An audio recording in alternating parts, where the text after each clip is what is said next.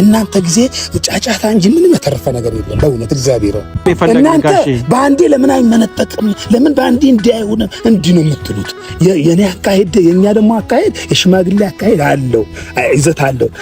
1 2 3 እንዲህ እያለ ይሄዳል። በቃ ነገሩ እየወረደ እየረገበ ይሰካከላል ነገሩ። በቃ ትመለሳለህ አትመለስም? አንተ ወደ አይምሮ ትመለሳለህ አትመለስም? ያው ከሰሞኑ እየተፈጠሩ ያሉ ነገሮችን በዝምታ ከዳር ሆነው ሲከታተሉ የነበሩት ጋሽዬ ወደ አዲስ አበባ መሄዳቸውን ሰምቻለሁ ማለት ነው። ያው ከዚህ የተለየ ጉዳይ አዲስ አበባ ያስኬዳቸዋል ብዬ አላስብም።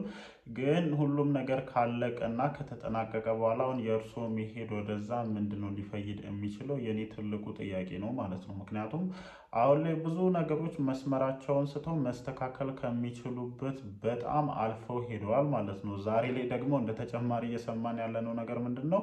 ጭራሽ ሄርሜላም እንዳረገዘች እየሰማን ነው ማለት ነው። እና ከዚህ በኋላ ምንድነው ሊስተካከል የሚችለው?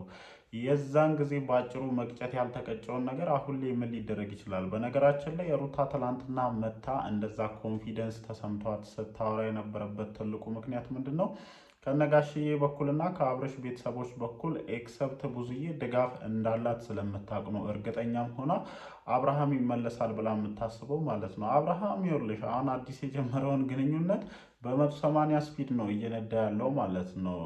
በ180 ስፒድ እየተነዳ ያለ መኪና ደግሞ ማለት ነው ፍሬን ድንገት ቢያዝበት ወይ ይገለበጣል ወይ የሆነ ነገር ይሆናል። ስለዚህ ከዚህ በኋላ በነጋሽዬ ድጋፍ እንዲሁም በቤተሰብ ድጋፍ ምናምን ወይም በእነዚህ አጠገብሽ ባሉት በነ ኤፍሬም በነ ዳኒ በነ ሜሪ ድጋፍ አብርሃምን መልሼ አገኛለሁ ብሎ ማሰብ ያ በጣም እየተነዳ ወይም በጣም ፍጥነት ላይ ያለውን መኪና እንደማስቆም ነው የሚታሰበውና እንትኑ ደስ የሚል አይመስለኝም። እኔ እያንዳንዱ እያደረጋቻቸው ያሉት ነገር ወይም ሄደሽ ከሄርሜላ ጋር የምትጨቃጨቁ መጨቃጨቅ ሄዳችሁ ከአብርሃም ጋር የምትታረኩት ንትርክ የሄርሜላና የአብርሽን ፍቅር እየጨመረው እንደሆነ ነው እንደኔ እየተሰማኝ ያለው ማለት ነው። እውነቱን እንነጋገር ከተባለ እናንተ የእነሱን ግንኙነት እናቋርጣለን ብላችሁ በተንቀሳቀሳችሁ ቁጥር በእነሱ ግንኙነት መሃል የሆነ ነገር እናደርጋለን ብላችሁ ባሰባችሁ ቁጥር እነዚህ ልጆች እጅጉኑ እንደሚፋቀሩ ነው እየረሳችሁ ያላችሁት ማለት ነው። ሞር ደግሞ የሩታ እንደዚህ መሆን በተለይ ደግሞ ከነዳኒና ሜሪ ጋር ሆና የምታደርገው ነገር አብርሃምን ፈጥኖ እንደዚህ አይነት ውሳኔዎች ላይ እንዲወስን አደረገው ወይም ቀለበት እንዲያሰር አደረገው ማለት ነው። ስለዚህ እናንተ እናጣላለን ወይም እናንተ በእነሱ መሃል ክፍተት እንፈጥራለን ብላችሁ እያደረጋችሁ ያላችሁት ነገር አሁን ላይ እነዚህ ሰዎችን ቅድም እንዳልኳችሁ በ180 ስፒድ እንዲነዱ አድርጓቸዋል። አሁን እየሰማን ያለነው ደግሞ የዚህ የ180 ስፒድ ውጤት ሄርሜላ እርጉዝ እንደሆነች እንዲያሳይ ያደርጓል ማለት ነው። በጣም ትፈልጋለች። በነገራችን ላይ አብርሃምን ማጣት ስለማትፈልግና አጣለው የሚል ስጋት ሁሌም ሄርሜላ ጭንቅላት ውስጥ ይኖራል። በነገራችን ላይ ቀለበት ስላደረገላት አብርሃምን አላጣውም ወይም በአብርሃም ፉል ኮንፊደንስ አለኝ ብላ የምትቀመጥ አይነት ሴት አይደለችም ሄርሜላ ማለት ነው። እኔ በወሬ ደረጃ ነው የሰማሁት፣ ግን ሊፈጠር የማይችልበት ምንም አይነት ሪዝን ይኖራል ብዬ አላስብም። ሞር ከአብርሃም ጋር የሆነ ነገር ለማስቀረት ከተፈለገ ይሄ እርግዝና ለሄርሜላ እጅግ በጣም ወሳኝ እንደሆነ ታውቀዋለች እና አይሚን አላቅም ለምን ይፋ መደረግ እንዳልፈለገ አላቅም። ግን እንደዚህ አይነት ጭምጭምታዎች መወራት ከጀመሩ ረጅም ጊዜ ሆኗቸዋል ማለት ነው። በመግቢያ ላይ እንዳልኳችሁ እንግዲህ የጋሽዬ አዲስ አበባ አመጣጥ እኔ ብዙም እየገባኝ አይደለም። አይሚን አላቅም ለሌላ ጉዳይም ሊሆን ይችላል እየሄዱ ያሉት። ምክንያቱም እዛ ሆነው በዚህ ጉዳይ ላይ አንድም ነገር ሲናገሩ እስከዛሬ ድረስ ሰምተን አናቅምና አሁን ላይ መተውም እዚህ ጉዳይ ላይ መቼስ እንደ አዲስ ይህንን ጉዳይ ይዙታል የሚል ሀሳብ የለኝም። ሜቢ ምናልባትም ለሌላ ጉዳይም ሊሆን ይችላል። ግን ወደ አዲስ አበባ መሄዳቸውን ሰምቻለሁ ማለት ነው። ብቻ ሰሞኑን እየሆኑ ስላሉት ጉዳይና ጋሽዬስ እዛ ሄደው በዚህ ጉዳይ ልጃቸውን ያስገባሉ አያስገቡም በሚሉት ነገሮች ዙሪያ አንዳንድ ነገሮችን እያወራን ቆይታ እናደርጋለን ማለት ነው። እንደ ተጨማሪ መነሳት አለባቸው ብዬ የማሰባቸውን ሀሳቦች በዚህ ቪዲዮ ዙሪያ አነሳለሁ ማለት ነው።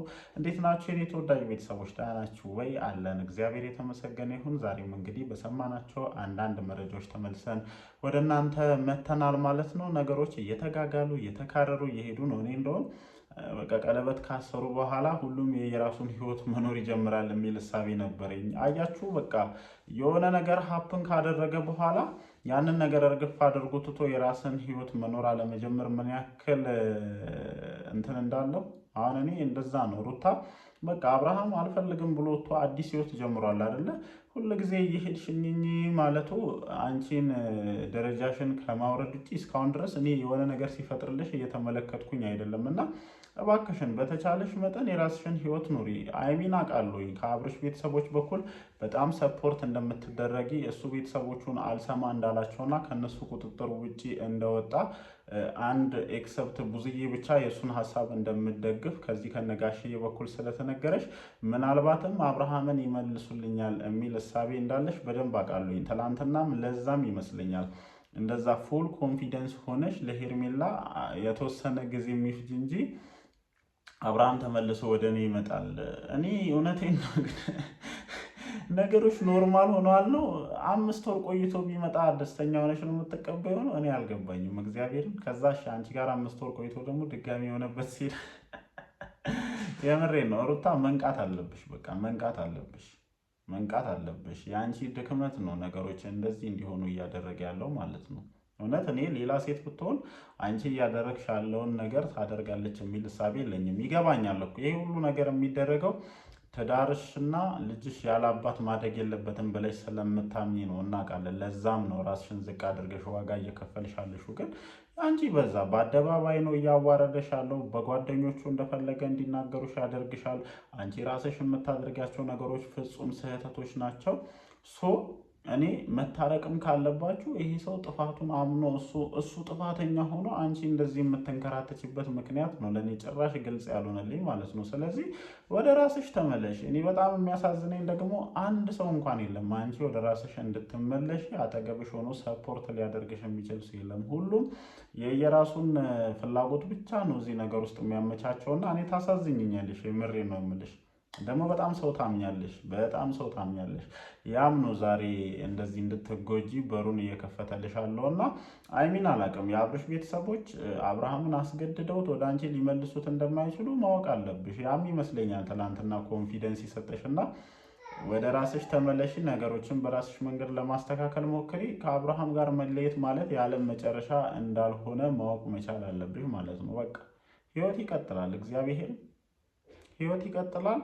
ያንን ህይወትሽን ነው መኖር ያለብሽ። እግዚአብሔር ይመስገን ቆንጅዬ ልጅ ሰጥቶሻል። ከልጅሽ ጋር ሪላክስ እያደረግሽ ነገሮችን እንደማስተካከል አንቺ አሁንም አንዴ አብርሃም ጋር አንዴ ሄርሜላ ጋር አንዴ በዛ በኩል ሰው እየላክሽ የምታደርጊያቸው ነገሮች አንቺን እየጎዱሽና ክብርሽን ዝቅ እያደረጉ እንዲሁም ከና አብርሃም ባሻገር በኦዲየንስ ጭምር እንድትናቂ እያደረጉሽ ነው። እና ኦዲየንስ ዘንድ ያለሽን ቦታ ባታጪ፣ በሌሎች ዘንድ ያለሽን ቦታ ባታጪ ይመረጣል። ምክንያቱም እያደረግሽ ያለሽው ነገር ፍጹም ስህተት ነው። በእንደዚህ አይነት መንገድ የሚመለስ ህይወትም ወይም የሚመለስ አብርሃም ለአንቺ አይጠቅምሽም። የማይጠቅምሽ ሰው ወደ አንቺ ህይወት ድጋሚ ተመልሶ ቢመጣ በድጋሚ አንቺን ከመጉዳት አንቺን ከማስለቀስ በዘለለ ሊፈይድልሽ የሚችለው ነገር የለም። ለማንኛውም እንዳልኳችሁ ነው እንግዲህ ጋሽዬ በእነ አብርሃም ዙሪያ ነገሮችን እንትን እላለሁኝ ብሎ አዲስ አበባ ገብተው ይሆን አላቅም፣ ለሌላም ጉዳይ ሄደው ይሆን አላቅም፣ ግን አዲስ አበባ መሄዳቸውን ሰምቻለሁ ማለት ነው። ከዛ ውጭ አሁን እንዳልኳችሁ የሄርሜላ እርግዝና ይፋ አልተደረገም እንጂ ሄርሜላ እርጉዝ እንደሆነች በስፋት ከነሱ ከራሳቸው ውስጥ በደንብ እየተወራ እንደሆነ ስለሰማሁኝ ነው ይሄንን ነገር እያልኩ ያለሁት። ያው ቅድም እንዳልኳችሁ ነው። በነገራችን ላይ አብርሃም ላይ መቼም ፉል ኮንፊደንሱን አታውቅም። በቃ በየትኛውም አጋጣሚ ይሄድብኛል ብላ ስለምትሰጋች ልጅ እንደዚህ አይነት ነገር ከማድረግ ወደኋላ ትላለች ብዬ አላስብም እና ቢመጣ እሷን ከምንም እና ከማንም በላይ ያስደስታታል ብዬ ነው የማስበው። የአብርሃም ነው ጥያቄ ውስጥ እዚህ ጋር ሊገባ የሚችለው። አብርሃም በዚህ ጉዳይ ምን አይነት ሀሳብ አለው፣ ምን አይነት ስሜት ይኖረዋል አይዶ ነው አላውቅም። ግን ብቻ ሁሉም ነገር ያው መደበቅ የማይችሉ ነገሮች በነገራችን ላይ አይደበቁም። ታውቃላችሁ አይደለ?